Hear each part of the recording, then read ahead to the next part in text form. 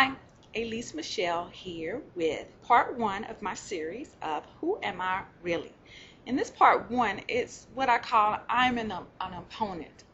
I'm an opponent in the game of life. I'm an opponent of the business world of life, and in my trials and tribulations of life, there are lessons that I've learned. So I want to share these with you about who am I really? Here's one of my most inspirational political leader that I grew up reading his autobiography, and this is Malcolm X. One of his famous quotes that he's known for is "by all means necessary." And if I had to look back in my life, which I am, I have to say that a lot of things that I did by necessity. I did because I knew that I needed to do these things to be one up on someone else or one up on life. There was a lot of things I had to give up. I couldn't spend a lot of time with friends because I was coming home reading or studying or taking some quiz for my master's degree or something toward my doctoral degree. But all those things I did knowing that if I did these things now, then I won't have to do them later. And if I do them now, then it's going to push me forward later. So I had to give up not buying those wonderful pink or red pumps that I really wanted because I needed that money for something else, for a course, for a book. So a lot of my life strategies or life philosophy is that a lot of things I had to do because it was necessary. By all means necessary, I had to do the things that I needed to do to move forward. In that, I learned that you must have faith and strength to endure whatever it takes to make it happen. And in a lot of those things I did by necessity, I also learned that there was some ups and there's going to be some bad times and there's going to be some downs, and it was going to be a lot of situations, things that I did not like and didn't want to have to deal with, that was going to come about in my life. So I had to really think about it and say, I've got to have faith that what I am doing is going to propel me forward, and that I've got to have the strength to take me there to the next level, because when I get there, there are other fights that I've got to win. There are other battles I'm going to have to fight, and I'm going to have the strength to do those things. So think about it when you're going through life. You must have the faith and strength to endure whatever might happen. I believe in myself, therefore I am what I believe myself to be.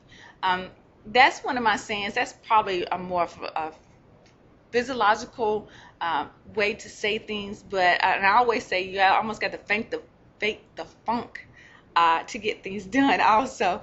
But I think once you change your mindset and start to believe in what you do and what you want to be, and claim those terms or claim that title, then it's going to happen. But it starts with you first, and I had to change the way I saw myself. I had to say these things to say, you are an entrepreneur, you are an artist, and you are a fabulous educator. So those are things that I had to change and believe in and say. And some people think that it's being sort of egotistic, and I don't really think it's egotistic. I think it's being confident, and that's the difference. Believe in yourself, therefore you will believe in you.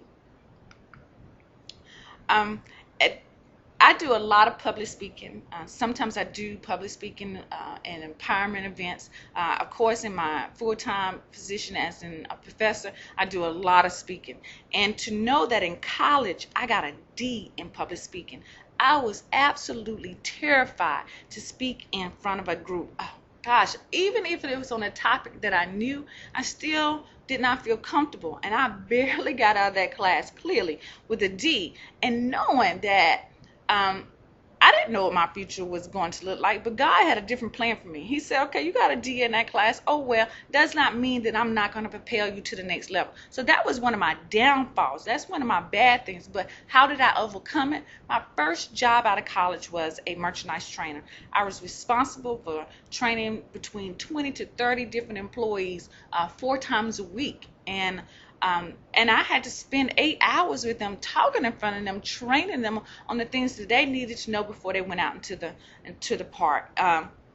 So just to think that I did not make an average grade in public speaking, that it will propel me to do the things that I'm doing now, from being an educator to speaking at empowerment events and even doing this podcast with you guys.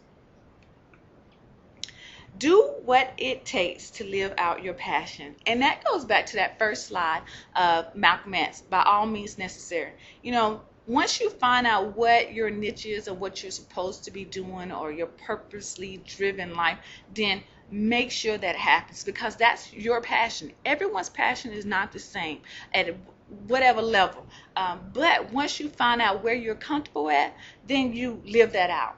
You make sure you strive to make sure that happens. And although whatever your passion is right now, I guarantee you, once you reach that level, there is another level of bliss out there that you have to reach. Right now, I am at my happiest. I love my job. I love my life. I love being an artist. I love being an entrepreneur. But I know there are other things out there. There's another level for me to go to, and I'm really excited to get to that. So I'm going to do what it takes to live out that passion. I'm living it out, but I'm ready for the next level also.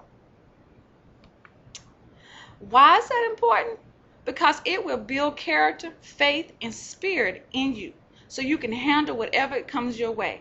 I think the overall essence of this whole presentation, or part one of an opponent, is that there are going to be some major downtime. But once you know that you are doing what you are supposed to do, everything else will come around. Everything else will work out for the best. So, being an opponent is, strengthen up. This is the training session. This is where, it's no pain, no gain kind of concept. Because once you get through all the pain, all the sweat, all the, the hurting and the soreness and the stiffness, then you're ready to face that champion. You're ready to go in the ring and give it your all. So, think about that. Think about this is just the training so you can win that next game. This is what I know. We will all make mistakes. We have the right to change our minds. We are not all born knowing what makes us happy. But I can say, seek out what brings you the most joy, and then get off your ass and make it happen. I come in contact with so many people who have this. I want to do this. I wish I could do this. So I'm listening.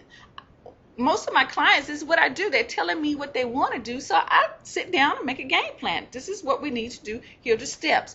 And sometimes people say, gosh, that's a lot of work. Well, anything worth having is a lot of work. So just do it. Take it step by step. And basically, all I say, get off your butt, get off your ass, whatever works for them, and let's make this happen. Because sitting here talking about it, going back and forth about it, is not going to make it happen.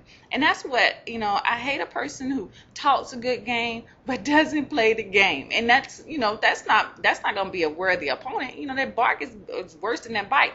I want you to be excited about my bark, and I want you to be even scared about my bite. So make it happen. Do what it needs to do, what you need to do to make things happen. And that's the most important thing. So I'm going to end part one of being an opponent and who am I really. But look forward to sharing part two with you. Signing off, Alease Michelle.